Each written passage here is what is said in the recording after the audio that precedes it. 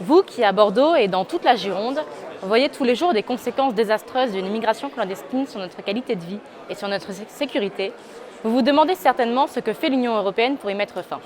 Eh bien, vous n'allez pas être déçus. Un rapport de la Cour des comptes européenne, sorti récemment, a analysé la manière dont est utilisé le Fonds fiduciaire d'urgence de l'UE, officiellement chargé de lutter contre les causes profondes de la migration irrégulière. Ce fonds, créé en 2015 par la Commission européenne, a coûté 5 milliards d'euros depuis sa création, dont une grande partie financée par le contribuable français. Vous serez donc ravis d'apprendre que cet argent est alloué de façon disproportionnée à un grand nombre d'actions humanitaires et à la protection des migrants. En revanche, les priorités qui avaient été mises en avant par le conseil d'administration du FFU, à savoir une gestion intégrée des frontières, la mise en place d'un plan de retour volontaire, ainsi que des mesures de lutte contre la traite des êtres humains, sont-elles restées lettres mortes.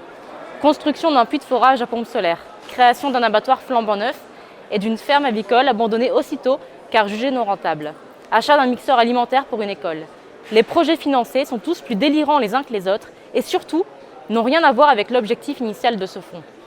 Plus grave encore, le rapport met en lumière qu'une partie des fonds alloués est détournée par des passeurs, qui bénéficient également du matériel acquis grâce à ces fonds. Ainsi, des voitures, des bus, des navires auraient bénéficié à des trafiquants d'êtres humains ou à des organisations criminelles.